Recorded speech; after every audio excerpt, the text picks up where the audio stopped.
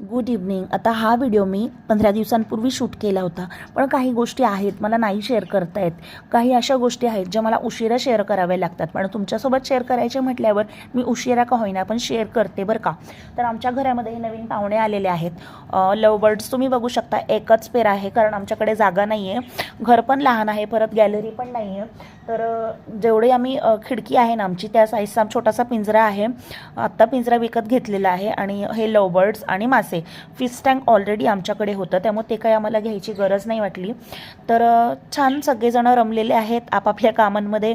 कोणी मासे पोहतात आहे, कोणी खातात आहे. आणि लव बर्ड्स तर आले त्या दिवशी बिचारे खाल्लंच नाही त्यांनी. नेक्स्ट डेपासून त्यांचं खूप छान रुटीन बसलं आहे.